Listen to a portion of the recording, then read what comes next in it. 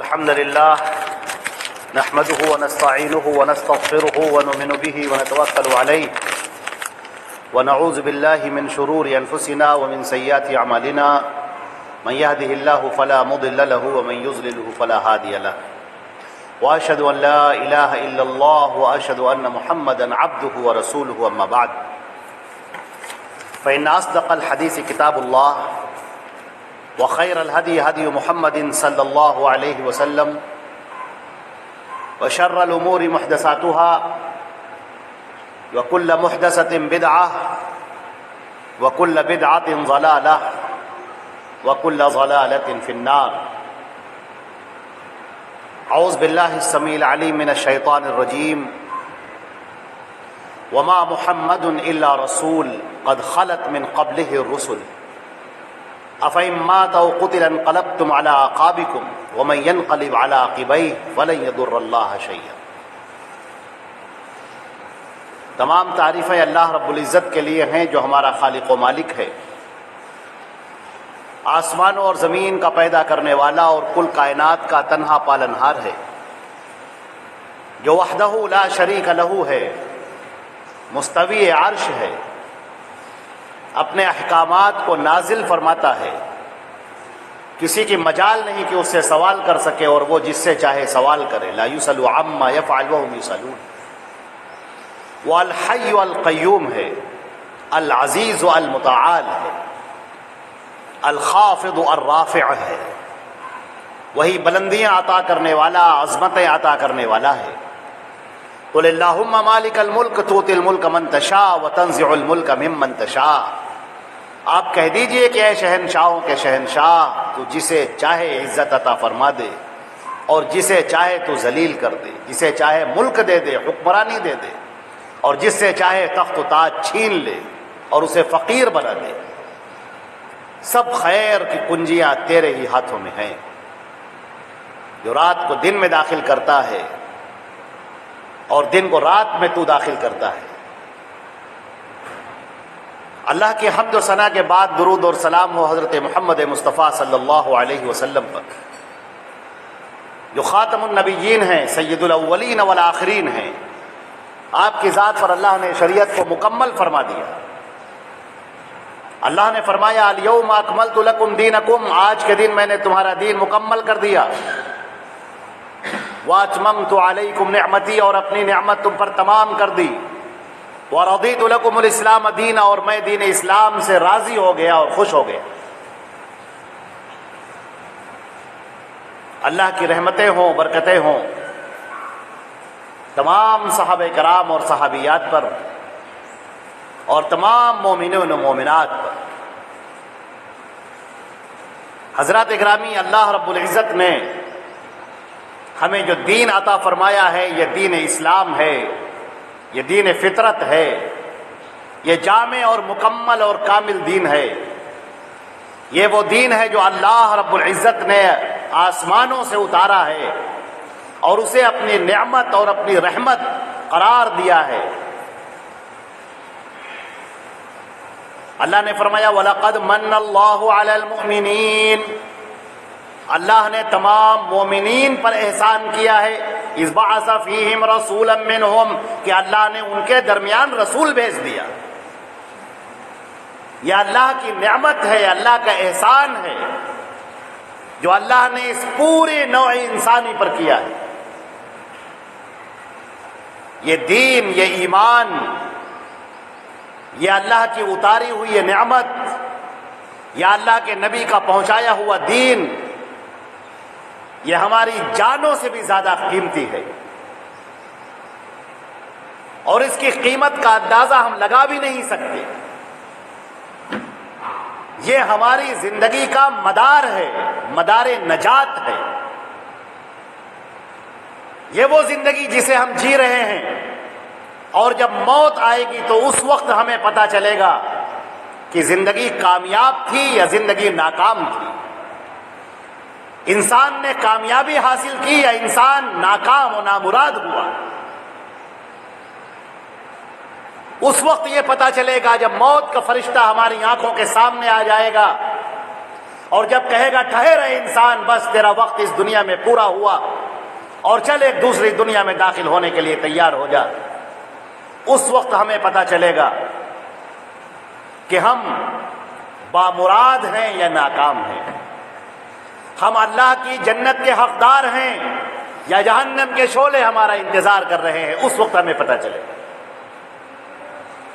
اللہ نے یہ ہمیں جو نعمت عطا کی ہے، یہ دین ایمان کی جو نعمت ہے، اللہ کے نبی صلی اللہ علیہ وسلم نے فرمایا کہ یہ جو ایمان ہے اس کی حلاوت، اس کا مزہ اس وقت ہے جب آدمی کو کفر میں لوٹنا ایسا ہی ناپسندیدہ ہو کما یکرہ ان یقذف فی النار، جیسے کہ اسے جہنم میں ڈالا دیا جانا، آگ میں پھینکا جانا اسے ناپسند ہوتا ہے۔ اسلام میں بندہ داخل ہو گیا، اس نے اپنی عاقبت سنوار لی۔ جو حلقہ بگوش اسلام ہو گیا، اس نے اللہ کی رضا پالی، جنت میں داخلہ کا اسے موقع میسر آ گیا، وہ اللہ کی نعمتوں کا حقدار ہو گیا۔ اور اگر اللہ نے اسے محروم کر دیا، وہ کفر میں پڑا رہا، شرک میں پڑا رہا، یا ایمان میں داخل ہونے کے بعد اس نے ایمان کو چھوڑ دیا، تو وہ جہنم کا مستحق ٹھہرا، جہنم کے شعلوں میں وہ جلے گا، اس نے اپنی زندگی برباد کر دی۔ آج کے دور میں ہم یہ دیکھ رہے ہیں کہ جو باطل طاقتیں ہیں، فرقہ پرست طاقتیں ہیں، وہ ہمارے بچے اور بچیوں کو دین اسلام سے دور کرنے کی بڑی کوششیں کر رہے ہیں، اور ان کے ذہن کے اندر ایسے وسواس، ایسے شبہات ڈال رہے ہیں کہ وہ دین اسلام سے دور ہو جائے، وہ کفر کا طریقہ اختیار کر لیں، ان کے سامنے ایمان باقی نہ رہے، ایمان کا لطف، اس کی حلاوت، اس کا مزہ رخصت ہو جائے اور وہ داخل کفر ہو جائے۔ اس کے لیے بڑی کوششیں ہو رہی ہیں، بڑی محنتیں ہو رہی ہیں، اور باطل طاقتیں یہ چاہتی ہیں کہ خاص طور سے ٹارگٹ کر کے، نشانہ بنا کے، منظم انداز میں، بہترین طریقے پر جو مسلمان کے بچے یا بچیاں ہیں ان کو اپنے جال میں پھنسایا جائے اور ان کو دین اسلام سے دور کر دیا جائے کہ وہ اپنا مذہب چھوڑ دیں، دین اسلام کو چھوڑ دیں اور کفر میں داخل ہو جائے۔ اس کے لیے بہتیرے انداز اختیار کیے جا رہے ہیں، کہیں ڈرایا دھمکایا جا رہا ہے، تو کہیں لالچ دی جا رہی ہے، اور کہیں ذہن میں شبہات پیدا کیے جا رہے ہیں، اور کہیں زندگی ان پر تنگ کی جا رہی ہے کہ اذیتیں اور مصیبتیں ان کے سامنے کھڑی کر دی جائیں، یا لالچ کا پہاڑ ان کے سامنے رکھ دیا جائے کہ کسی نہ کسی طرح سے وہ اپنے دین اسلام کو چھوڑ بیٹھے۔ اور حیرت تو اس وقت ہوتی ہے جب ہم یہ دیکھتے ہیں کہ ایک بہت بڑی تعداد جو سننے میں آتی ہے، اور یہ بھی ممکن ہے کہ یہ بھی ایک پروپیگنڈے کا حصہ ہو اور اس تعداد کو بڑھا چڑھا کر پیش کیا جا رہا ہو، یہ بھی ہو سکتا ہے۔ ہمارے سامنے پیش کیا جاتا ہے کہ اتنے لڑکوں نے دین اسلام کو چھوڑ دیا، اتنی بچیوں نے دین اسلام کو چھوڑ دیا، دوسرے مذہب کو اختیار کر لیا، دوسرے مذہب میں شادی کر لی، لڑکی اپنے گھر سے بھاگ گئی، غیر مسلم کے ساتھ راہ فرار اختیار کر لی اور جا کر اس سے شادی کر لی، یا لڑکا ہے یہ غیر مسلم کے اندر اس نے شادی کر لی اور اپنے دین کو، مذہب کو اس نے چھوڑ دیا۔ یہ ہمیں سننے میں مل رہا ہے۔ ہم دیکھتے ہیں کہ پہلی بات تو یہ ہے کہ آج کا جو معاشرہ ہے اور ہمارا مسلمانوں کا معاشرہ، مسلمانوں کا سماج، مسلمانوں کے خاندان، وہ دین اسلام کی بنیادی چیزوں سے بھی ناواقف ہیں، وہ عقیدوں سے بھی ناواقف ہیں، وہ توحید سے بھی ناواقف ہیں جو اسلام کی جڑ اور بنیاد ہے۔ وہ اپنے رسول کی تعلیمات سے بھی ناواقف ہیں، جس کا جاننا ان کے لیے بہت زیادہ ضروری تھا۔ اور چونکہ وہ دین اسلام سے واقف ہی نہیں، وہ دین اسلام کو جانتے ہی نہیں، لہذا ان کے لیے کیا سچ ہے اور کیا جھوٹ، کیا حق ہے اور کیا باطل، کیا صحیح ہے اور کیا غلط، وہ سب ان کی نگاہ میں برابر ہے۔ وہ غیر مسلموں کے تہواروں میں بھی شرکت کرتے ہیں، ان کی عبادتوں میں بھی شریک ہوتے ہیں، اور ان کو ایسا لگتا ہے کہ اس میں کیا حرجہ ہے، اس میں تو کوئی حرجہ نہیں ہے، مذہب تو بس ایک ایسے ہی ہے، نماز ہم نے پڑھی یا چرچ میں ہم گئے یا بتوں کی پوجا کر لی، سب برابر ہے، تو ہماری اپنی چوائس ہے، ہم جو چاہیں کریں۔ حقیقت یہ ہے کہ انہیں اس کا پتہ ہی نہیں۔ کہتے ہیں کہ ایک صاحب تھے جو صبح صبح ٹہلنے کے لیے نکلتے تھے۔ ایک مرتبہ وہ گشت کرنے کے لیے، ایسے ہی ٹہلنے کے لیے صبح نکلے مارننگ واک پہ، اور آگے جانے پر انہیں ایک بڑا چمکیلا سا پتھر دکھائی پڑا جو بڑا چمک سا رہا تھا۔ وہ اس چمکیلے پتھر کو اٹھا لیا انہوں نے، بڑا بھلا لگ رہا تھا، خوشنما تھا، اچھا لگ رہا تھا، لے آئے اسے، اور لا کے جو ان کی واش بیسن ہوتی اس پہ لا کے رکھ دیا، اور بیٹھ گئے اپنے اخبار وغیرہ پڑھنے لگے۔ ناشتے کا وقت ہو رہا تھا، اتنی دیر میں ان کے دروازے پر دستک ہوئی۔ پوچھا کون؟ معلوم ہوا کہ ان کے دوست آئے ہوئے ہیں۔ وہ دوست ان کے گولڈ اسمتھ تھے، جوہری سونار کا کام کرنے والے۔ وہ گھر کے اندر داخل ہوئے، کہا آئیے ساتھ میں ناشتہ کر لیتے ہیں۔ ناشتے کی ٹیبل پر بیٹھے اور ہاتھ دھلنے کے لیے اٹھے ان کے وہ دوست، اور جو ہی واش بیسن پر پہنچے اور ہاتھ دھل کر آئے، انہوں نے کہا کہ یہ جو پتھر وہاں پر رکھا ہوا ہے یہ جانتے بھی ہو کیا ہے یہ؟ ان کے دوست نے کہا وہ اخبار پڑھ رہے تھے، انہوں نے کہا کہ نہیں ہم تو نہیں جانتے۔ کہا ارے یہ یاقوت ہے، یاقوت جو پتھر ہوتا ہے کروڑوں میں اس کی قیمت ہے، اور یہ ایسے ہی واش بیسن پر پڑا ہوا ہے۔ بس یہ بات سنتے ہی وہ صاحب اس طرح سے اٹھے ہیں کہ اخبار ایک کنارے پھینکا، کرسی پیچھے گری، اور دوڑ کے آگے بڑھے، جھپٹا مار کے اس کو اپنے قبضے میں لیا، اور جلدی گھر کے اندر جا کر لاکر کے اندر جا کر اس کو جا کر رکھا، اور رکھ کر آنے کے بعد وہ ہانپتے ہوئے آ کر بیٹھے۔ انہوں نے کہا مجھے تو پتہ ہی نہیں تھا کہ یہ اتنا قیمتی پتھر ہے۔ میرے عزیزو، وہ پتھر ان کے سامنے زمین پر پڑا ہوا تھا، انہوں نے اسے اٹھایا اور لا کر ایسے ہی واش بیسن پر ڈال دیا، ان کی کوئی قیمت نہیں تھی ان کی نگاہ میں، وہ اسے جانتے ہی نہیں تھے کہ کیا ہے، ایسے ہی پڑا ہوا ہے واش بیسن پہ، کھلا ہوا پڑا ہوا ہے۔ لیکن جو ہی انہیں پتا چلا کہ یہ پتھر عام سا پتھر نہیں، یہ پتھر تو یاقوت ہے اور اس کی قیمت تو کروڑوں میں ہے، اچانک ان کے ہاؤ بھاؤ بدل گئے، ان کا طریقہ بدل گیا، ان کے ہاتھ پیر بدل گئے، دوڑنے لگے۔ وہ بھی بیٹھے ہوئے تھے، وہ دوڑنے لگے۔ وہ ابھی اخبار پڑھ رہے تھے، اخبار کو پھینک دیا انہوں نے۔ یہ کیوں؟ اس لیے کہ اب ان کو اس کی قیمت پتہ چل گئی، اب انہیں یہ معلوم ہو گیا کہ اس کی قیمت کیا ہے۔ پہلے جو عام سا پتھر تھا اس کی کوئی قیمت ان کی نگاہ میں نہ تھی، لیکن اب جب پتا چلا کہ وہ کروڑوں کی جائیداد، کروڑوں کی ملکیت ہے، تب ان کے ہاؤ بھاؤ بدل گئے۔ عزیزان محترم، ایسا ہی کچھ ہمارے ساتھ بھی ہو رہا ہے۔ مسلمان گھر میں ہم پیدا ہوئے، باپ دادا سب ہمارے مسلمان، خاندان ہمارا سب مسلمان، معاشرہ ہمارا مسلمان، دوست احباب ہمارے مسلمان، بھائی بہن سب مسلمان، رشتے ناتے دار سب مسلمان۔ ہم نے ایمان کی قدر جانی نہیں، بس ایک ہے چل رہا ہے مسلمان بس۔ اس کی قیمت کیا ہے؟ اس ایمان کی قیمت کیا ہے؟ یہ لا الہ الا اللہ محمد رسول اللہ جو ہم کہتے ہیں، اس کی قیمت کیا ہے؟ ہمیں پتہ ہی نہیں۔ اور جن کو پتہ ہو گیا ان کا تو معاملہ ہی دنیا سے الگ ہو گیا۔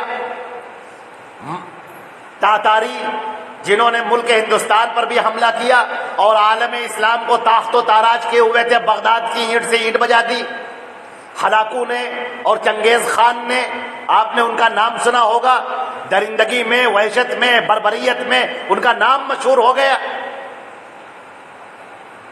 اللہ نے کیسے ان کے اندر ایمان کو داخل کیا، مسلمانوں سے شدید نفرت ان کو۔ ان کا جو شہزادہ تھا اس کا اعلان یہ تھا کہ جب ہم شکار کے لیے نکلے تو راستے میں کوئی مسلمان دکھائی نہیں پڑنا چاہیے، اس قدر نفرت مسلمانوں سے۔ اور اتفاق سے کچھ ایسا ہوا کہ وہ نکلا شکار کرنے کے لیے اور ایک بیچارے مسلمان ادھر ادھر سے بہکے ہوئے چلے جا رہے تھے، ان کو راستہ بھٹک گئے تھے، راستہ وہ بھول گئے تھے، بیچارے بوڑھے تھے، انہیں راستہ نہیں پتا تھا، اور اتفاق سے وہ اسی شہزادے کے راستے میں آ گئے۔ سپاہیوں نے ان کو گرفتار کر لیا، ہاتھ پیر ان کے باندھ دیے اور کھینچ کر شہزادے کے سامنے لائے۔ شہزادے نے جو اپنے گھوڑے پر بیٹھا ہوا تھا بڑی حقارت سے ان کو دیکھا اور زمین پر تھوکا اور کہا کہ اے ذلیل انسان، تو ہمارے راستے میں آ گیا۔ اس نے کہا کہ بھائی مجھے کیا معلوم تھا، میں تو راستے کا ایک مسافر ہوں، راستہ بھٹک گیا اور آپ کے راستے میں اتفاق سے میں آ گیا۔ اب شہزادے کو شرارت سوجھی، اب وہ کہتا ہے کہ اچھا یہ بتاؤ، یہ جو کتا ہے میرا کتا، یہ میرا کتا اچھا ہے کہ تم اچھے ہو، یہ بتاؤ مجھے، تم اچھے کہ یہ میرا کتا اچھا؟ اب وہ جو مسلمان تھے، نیک تھے بیچارے، مسجد کے امام تھے، جمال الدین نام تھا ان کا، کہنے لگے کہ شہزادہ سلامت، اگر میں ایمان پر مرا تو میں اچھا، ورنہ کتا مجھ سے اچھا۔ شہزادے نے کہا کیا کہا؟ تو پہلی بار اس نے اس طرح کا کوئی جملہ سنا کہ ارے، انہوں نے کہا ہاں شہزادہ سلام، بالکل صحیح بات میں نے کہی ہے، اگر میں ایمان پر مرا تو میں اچھا، اور مگر اگر میں ایمان پر نہ مرا تو پھر یہ کتا مجھ سے اچھا۔ شہزادے نے کہا کہ اس کو روکو، اس کی مشکیں کھولو، اور ابھی ہم شکار پہ جا رہے ہیں، ابھی ہم واپس آئیں گے، اور تم ہمیں بتانا کہ آخر یہ ہے کیا ایمان کہ جس کے نہ ہونے سے آدمی کتے سے بھی بدتر ہے، جانور اس سے اچھا۔ اور وہی ہوا کہ جب وہ شام کو لوٹ کے آیا اور یہ جمال الدین صاحب ان کے سامنے بیٹھے اور ایمان کے بارے میں بتایا، اللہ کے نبی صلی اللہ علیہ وسلم جو پیغام لے کر آئے الوہیت کا، اللہ رب العزت کی الوہیت کا پیغام واضح کیا، توحید اس کے سامنے پیش کی، جنت اور دوزخ کا تصور پیش کیا، مرنے کے بعد دوبارہ زندہ ہونا، اللہ کے سامنے کھڑا ہونا اور حساب کتاب دینا، جب پیش کیا اس کا دل پگھل گیا، اور اس نے کہا کہ ابھی تو میں شہزادہ ہوں، جب تمہیں خبر ملے کہ میں بادشاہ بن گیا ہوں تو آنا، میں اسلام قبول کروں گا۔ اور پھر وہی ہوا، پھر یہ تاتاری سب کے سب اسلام میں داخل ہوئے۔ علامہ اقبال نے کہا حیا یورش تاتار کے افسانے سے، حیا یورش تاتار کے افسانے سے، پاسباں مل گئے کعبے کو صنم خانے سے۔ اللہ نے کیسے ایمان میں داخل کر دیا۔ عزیزان محترم، ایمان جب آدمی کو پتا چلتا ہے کہ اس ایمان کی قوت کیا ہے، طاقت کیا ہے، اس وقت اس کے سامنے کچھ بھی پیش کر دیا جائے وہ اپنے ایمان کو ترک کرنے کے لیے تیار نہیں ہوتا۔ سیدنا بلال رضی اللہ تعالیٰ عنہ، ان کا آقا گرم زمین پر ریت میں ان کے اوپر بڑی سی چٹان رکھتا ہے اور وہ پیاس سے تڑپ رہے ہیں، بھوک سے بلک رہے ہیں، ہونٹوں پر پپڑیاں پڑ گئی ہیں، اور اس عالم میں بھی وہ یہی کہتے ہیں احد احد، ایک اللہ، اس کے علاوہ کوئی دوسرا نہیں۔ یاسر اور سمیہ کو ابو جہل مارتا ہے، اذیتیں دیتا ہے، بہت مارتا ہے، حتیٰ کہ اپنا نیزہ لے کر کھڑا ہوتا ہے اور کہتا ہے بس اب آخری موقع ہے، اگر تو نے انکار نہ کیا محمد کا اور لات اور عزا کی طرف واپس نہ آیا تو یہ گردن اتار دی جائے گی۔ اور یاسر کہتے ہیں کہ ہم نے ایمان کا مزہ چکھ لیا ہے، اب ہم اس ایمان کو نہیں چھوڑ سکتے. یہ گردن اتر جائے گی اور ہم جنت میں داخل ہو جائیں گے. جنت میں جانے میں اور اس دنیا میں صرف ایک موت کا فاصلہ ہے. اور آخر وہ لعین بدبخت ابو جہل ان پر وار کرتا ہے اور ان کو شہید کرتا ہے. اور اس کے بعد ان کی بیوی سمیہ کی طرف آگے بڑھتا ہے اور کہتا ہے دیکھ لیا تو نے حشر, دیکھ لیا تو نے انجام اپنے شوہر کا. اگر تو نے انکار نہ کیا محمد مصطفیٰ کا اور لات اور عزا کا اقرار نہ کیا تو اب تیری باری ہے, تیری گردن اتار لی جائے گی. سمیہ کہتی ہے جبکہ اذیتوں سے پریشان ہے, زخم پورے بدن پر ہے, بدن ان کا زخمی ہے, خون بہ رہا ہے, ابو جہل نے بہت ستایا ہے, بہت پریشان کیا ہے, لیکن وہ کہتی ہیں کہ ہرگز ہو نہیں سکتا, تو ہمیں مار ڈالے, بوٹیاں بوٹیاں کر دے, لیکن ہم ایمان میں داخل ہو چکے ہیں اور اس ایمان کو چھوڑ نہیں سکتے. اور ابو جہل نے ان کے نیزہ مارا, ان کی شرمگاہ پہ نیزہ مارا اور اسی سے ان کی موت ہوئی. اور اسلام کے دونوں پہلے شہید ہیں جنہوں نے ایمان کا مزہ چکھ لیا. ان کے لیے ایمان چھوڑنا آسان نہیں ہے. ایمان حلاوت ہے, ایمان زندگی ہے, ایمان ان کی روح ہے, ایمان ان کا مزہ ہے. اس لیے کہ انہوں نے جانا ہے ایمان کو, انہوں نے جانا ہے اللہ کی نعمتوں کو, کہ جو شخص مومن ہوتا ہے اور جو کافر اور مشرک ہوتا ہے ان دونوں میں کیا فرق ہوتا ہے.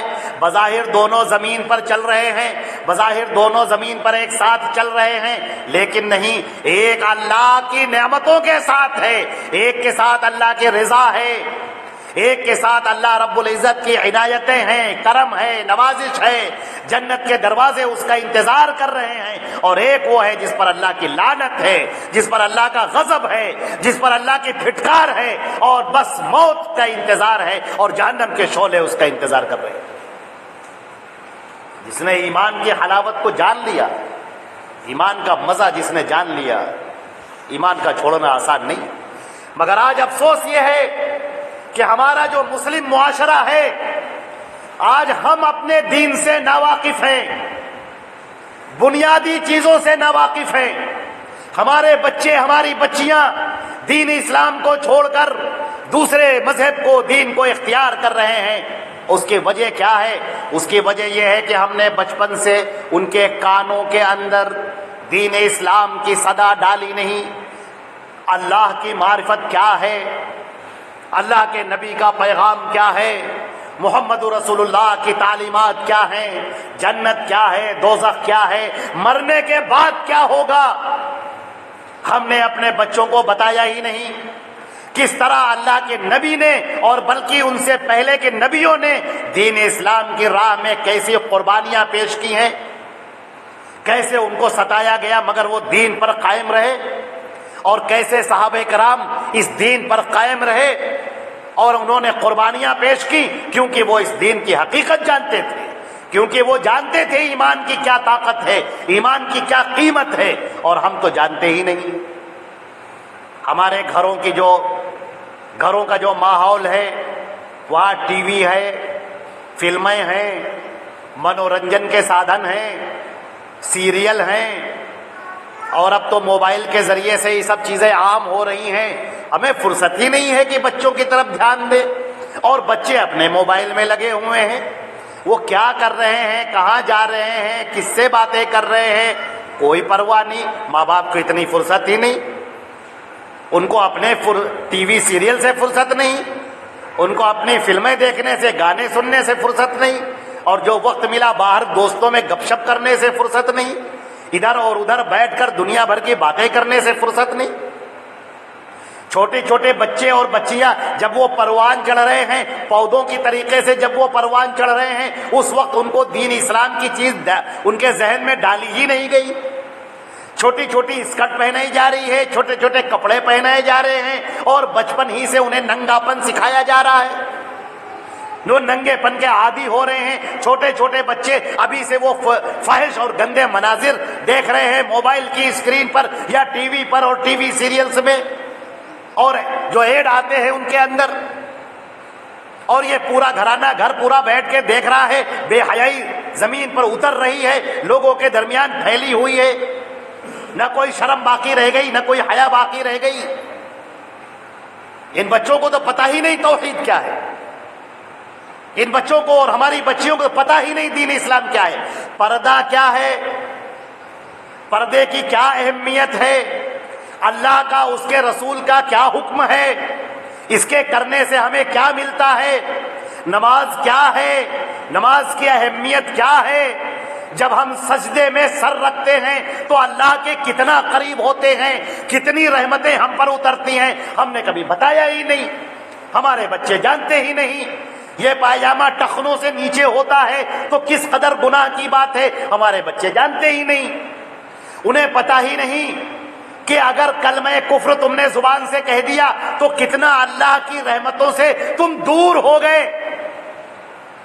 انہیں پتہ ہی نہیں ان کے دوست کون ہیں، ان کے احباب کون ہیں، پارٹی ہو رہی ہے، پروگرام ہو رہے ہیں، وہ اس کے اندر چلے جا رہے ہیں، کہیں مالا چڑھایا جا رہا ہے، انہوں نے بھی مالا چڑھا دیا، کوئی ماتھا ٹیک رہا ہے، انہوں نے بھی ماتھا ٹیک دیا، پھول چڑھائے جا رہے ہیں، انہوں نے بھی پھول چڑھا دیا، ہاتھ جوڑ کے پریئر اور پرارتھنا کی جا رہی ہے، انہوں نے بھی ہاتھ جوڑ دیا، پرارتھنا کر لی، چرچ میں گئے تو پریئر کر لی، اور وہاں بیٹھے پوجا اور ارچنا میں، کسی ستسنگ میں تو وہاں بیٹھے اور وہاں پر عبادتیں پوجا ارچنا میں شریک ہو گئے۔ نماز پڑھنے ابا جان جا رہے تھے تو نماز بھی پڑھنے چلے گئے۔ کیا ہے ایمان، کیا ہے کفر، راہ ایمان کیا ہے، راہ کفر کیا ہے، نہ ہم نے جانا نہ بچوں کو بتایا۔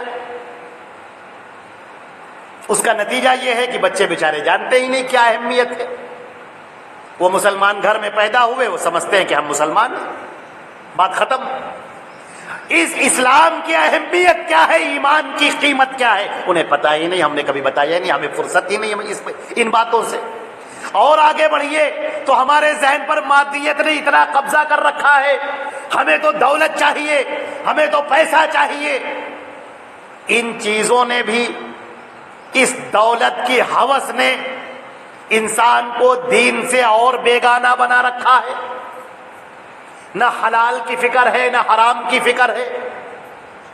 اب آپ سنیے، لڑکے اور لڑکیوں کے رشتے کی جب بات آتی ہے، جن کو اللہ نے لڑکے دیے ہیں، جب وہ ان لڑکوں کے لیے ماں باپ نکلتے ہیں رشتہ ڈھونڈنے کے لیے، تو اب اکیلے نہیں جاتے، اب ایک لشکر لے کر چلتے ہیں، لڑکی دیکھنے جانا ہے۔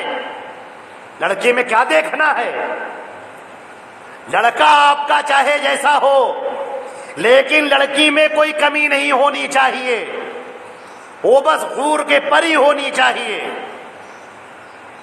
ایسا ہو، رنگ ایسا ہو، تو نین اور نقش ایسے ہوں، تو قد اتنا ہو، تو تعلیم اتنی ہو۔ اچھا یہ سب ہو گیا، پھر اب جہیز کی ڈیمانڈ اتنی لمبی چوڑی پیش کی جا رہی ہے، اتنے باراتی آئیں گے اور یہ کھانے میں ہونا چاہیے، اور جہیز کی یہ لسٹ ہے، یہ سب ہونا چاہیے۔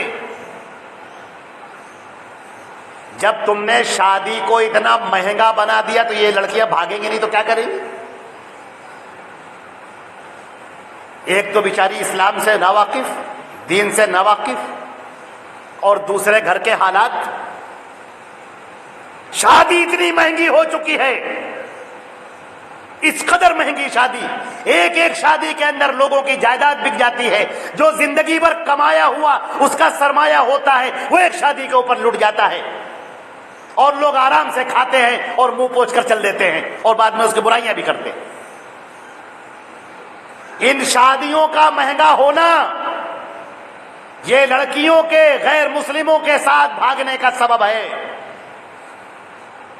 پریکٹیکل لائف میں جیئے، آپ زندگی کے اندر آئیے، اتر کے دیکھیے۔ ان لڑکیاں بیچاری، وہ تو شرم کی ماری ہیں، عفت و حیا ان کے اندر ہے، وہ کہاں چاہتی ہیں کہ ادھر جائیں، لیکن مسلمانوں کا جو معاشرہ ہے وہ تو ایک عجیب سا ڈائناسور کی طرح اپنے منہ کو کھولے ہوئے کھڑا ہوا ہے۔ اس قدر مہنگی شادی، اس قدر مہنگی شادی، سجاوٹ بھی ہو رہی ہے، باراتی بھی خوب آ رہے ہیں، ولیمہ بھی اسے کرنا ہے، اور جس کو نہ پوچھو وہی خفا، اتنا بڑا منہ پھول کر ہو جاتا ہے اس کا، ہمیں نہیں پوچھا، اب موت زندگی ختم ہو گئی۔ کیا ہے یہ غیروں کا طریقہ جب سے مسلمانوں کے اندر آیا ہے، یہ اس کی وجہ ہوئی ہے کچھ غربت، کچھ پریشانی، کچھ فقر، کچھ پیسوں کا نہ ہونا، کچھ بڑھتی عمریں، ایک لڑکی نہیں 4 لڑکیاں ہیں، 5 لڑکیاں ہیں، ایک باپ لڑکی پیدا ہوتی ہے تو ایک باپ کے چہرے پر شکن آ جاتی ہے، ٹینشن ہو، وہ نیک ہے، ایماندار ہے، لیکن اس کو فکر ہو جاتی ہے اس کی شادی کیسے کریں گے، اتنا جہیز کہاں سے لائیں گے، اتنے لوگوں کو کہاں سے کھلائیں گے، وہ ابھی سے بیچارہ جوڑنا شروع کر دیتا ہے، یہ زیور کے نام پہ پیسہ ہے، یہ کھانے کے لیے پیسہ ہے، یہ اس کو سامان دینا ہے، بکسا بنا دیا گیا، اس کے اندر دھیرے دھیرے خرید کے سامان ڈالا جائے گا تاکہ جب وہ عمر کو پہنچے تو اس کے جہیز کا سامان اکٹھا ہو سکے۔ کیسے دینداری ہے یہ، کہاں کا اسلام ہے یہ؟ نبی کریم صلی اللہ علیہ وسلم نے فرمایا تھا ایمن النکاح برکتن ایسرہ مؤونتن، سب سے بابرکت نکاح وہ ہے جس میں سب سے کم خرچہ ہو۔ اللہ کے نبی کی بیٹیوں کی شادیاں دیکھیے، صحابہ کرام کی شادیاں دیکھیے، عبد الرحمن ابن عوف شادی کرتے ہیں، اللہ کے رسول کو خبر تک نہیں، جب وہ محفل میں آتے ہیں اور دیکھتے ہیں کہ ہاتھوں پر زردی لگی ہوئی ہے، کہنے لگے یہ کیا ہے؟ کہنے لگے اللہ کے رسول شادی کر لی میں نے۔ کہا ارے کب کی؟ آپ نے فرمایا اولیم، ولیمہ تو کیا کرو، ولیمہ ضرور کرو، چاہے ایک بکری کا بچہ ہی کیوں نہ ہو ولیمے میں، اس کو کرو۔ خود اللہ کے رسول نے ولیمہ کر کے دکھایا، سب کو بلا دیا، اور ستو تھا، اس میں گھی ڈال دیا، پنیر ڈال دیا اور سب کو کھلا دیا، کہا ہو گیا ولیمہ۔ آج کل کی زبان میں سمجھ لیے کہ مثال کے طور پر چائے بسکٹ کھلا دیا، ہو گیا ولیمہ۔ 4-5 احباب دوست کے جو مسجد کے لوگ تھے، جو ساتھ میں لوگ تھے اٹھنے بیٹھنے والے، بیٹھ گئے، ان کو کھلا دیا، ہو گیا۔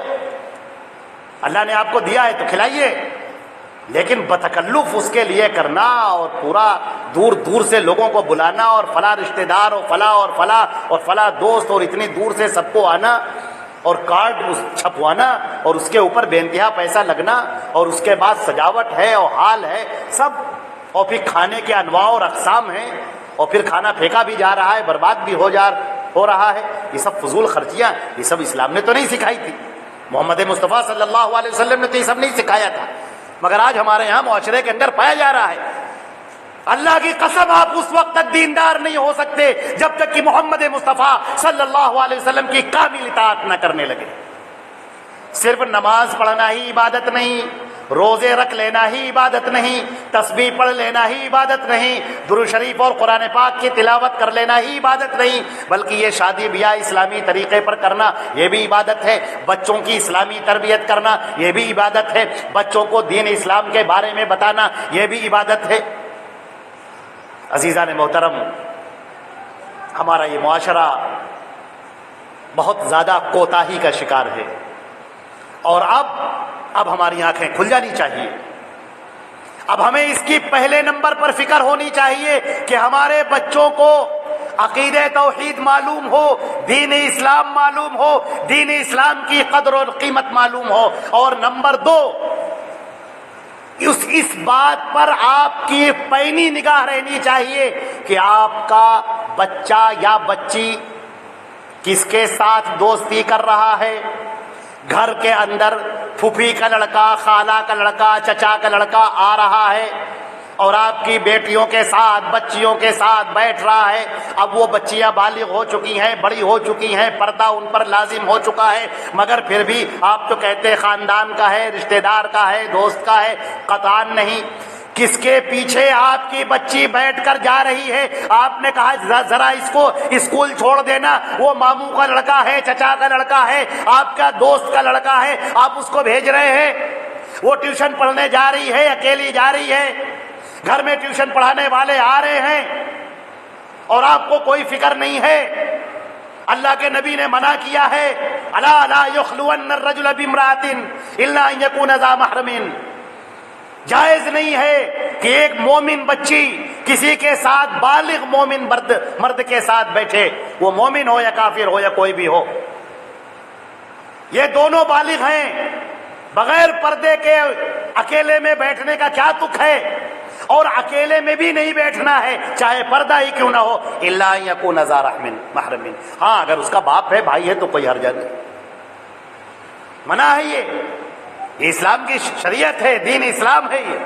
اور تیسرے نمبر پر جو چیز میں نے آپ کے سامنے عرض کی وہ یہ کہ شادی بیاہ خاص طور سے اس میں تاخیر نہ ہو، وقت پر شادی ہو، جلدی شادی ہو، رشتہ دیکھنے میں یہ چہرے کے نین و نقش اور قد اور گھرانہ اور دولت اور منصب اور عہدہ اور پیسہ یہ سب مت دیکھیے، دینداری دیکھیے اور دینداری دیکھ کر شادی کیجیے اور خرچہ کم سے کم کیجیے، مختصر سے نکاح کی تقریب ہو جائے اور بس ختم، مختصر سا ولیمہ ہو گیا اور ختم، فضول خرچیاں، اسراف، اس سے معاشرے کو پاک ہونا ہوگا۔ اللہ رب العزت ہم کو اور آپ کو عمل کرنے کی توفیق عطا فرمائے، ہم سب کو دین اسلام پر چلنے کی توفیق عطا فرمائے، دین اسلام پر قائم رہنے کی توفیق عطا فرمائے، دین اسلام سے وابستہ رہنے کی توفیق عطا فرمائے، دین اسلام کو سمجھنے کی، عمل کرنے کی اور دوسروں تک پہنچانے کی توفیق عطا فرمائے۔ اللہم ربنا تقبل منا انک انت السمیع العلیم وتب علینا انک انت التواب الرحیم، وصلی اللہ علی محمد وآلہ واصحابہ اجمعین برحمتک یا ارحم الراحمین۔